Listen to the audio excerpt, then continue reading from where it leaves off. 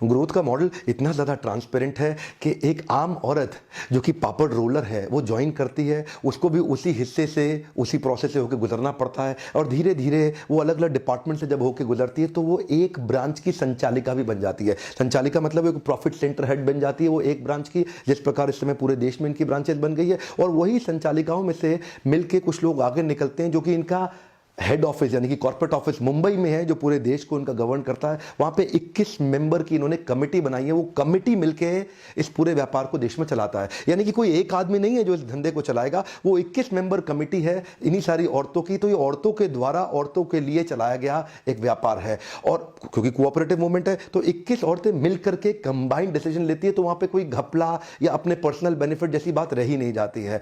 और इन्हीं 21 में से चुन करके कुछ लोग ट्रेजरर बनते हैं, कुछ वाइस प्रेसिडेंट और कुछ प्रेसिडेंट। तो वो महिलाएं वही हैं जो एक समय में पापड़ रोल किया करती थी। आज उन्हीं महिलाओं में से कुछ औरतें अल्टीमेटली जाके प्रेसिडेंट बन के पूरे देश में इस बिजनेस को आगे बढ़ा के आज 50 पैसे की इनकम से 1600 करोड़ के एनुअल ग्रुप टर्नओवर तक लेके जा सकी। ऐसा नहीं है कि मतलब ऐसे ही हो रहा है सब कुछ। इसके पीछे मुंबई के अंदर वीकली और monthly department wise, division wise, branch wise, product wise ढंग से रिव्यू मीटिंग्स की जाती हैं। तो मुंबई के इसी हेड ऑफिस की ये 21 मेंबर की कमेटी 81 ब्रांचेस को पूरे देश के अंदर हैंडल कर रही है by doing these quality business review meetings. और इसी जगह पे इन्होंने क्वालिटी अश्योरेंस और क्वालिटी कंट्रोल के स्ट्रिंजेंट पैरामीटर्स बनाए हैं।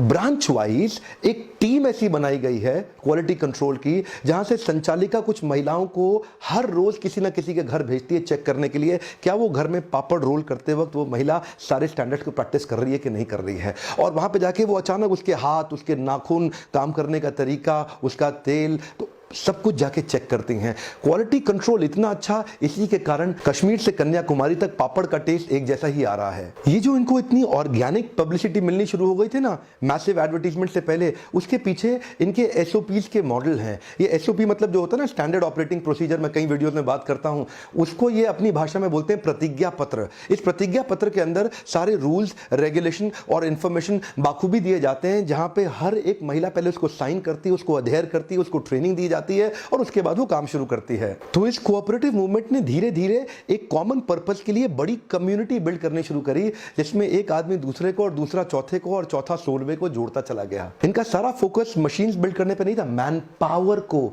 बिल्ड करने पे था। इनका फोकस कैपिटल ग्रोथ रोकड़ा पैसा, कैपिटल ग्रोथ पे नहीं था, कम्युनिटी की ग्रोथ पे था। महिलाओं की कम्युनिटी को बिल्ड करेंगे। फोकस ये नहीं था कि प्रॉफिट ज्यादा कैसे कमाया जाए, फोकस ये था इस पर्पस को अचीव कैसे किया जाए। सो प्रॉफिट से पर्पस पे, और जब पर्पस अचीव होता है तो प्रॉफिट तो अपने आप बढ़ने लग जाता है ना। तो जैसा कि कोऑपरेटिव मूवमेंट में प्रॉफिट भी सबको बांटा जाता है, तो ये जो महिलाएं जिन्होंने कंट्रीब्यूट किया उनको बोनस के रूप में हर साल अगर कुछ प्रॉफिट होता था तो उनको गोल्ड के कॉइन्स दिए जाते थे। कुछ 5 ग्राम का या 10 ग्राम का सिक्का दिया जाता था। एक महिला लगभग एक लंबी अवधि के दौरान लगभग 1 पाव सोना, अबाउट 250 ग्राम, 25 तोला सोना, लगभग 30 तोला, 250 से 300 ग्राम तक सोना उसको मिल जाता था, गोल्ड कॉइन्स, जिसको वो अपनी बेटी की शादी और बेटी की पढ़ाई में भी लगा सकती है और अपने बुरे वक्त में अपने पास बचा के रखती है, और फिर भी बच जाए तो अपने पोते पोतियों को देके जा सकती है। ऐसा कैपिटल ग्रोथ एक ऐसी महिला को जिसने कभी जीवन में पढ़ाई नहीं करी, इससे बड़ा महिला सशक्तिकरण के मॉडल आज तक हमारे देश में नहीं आए हैं।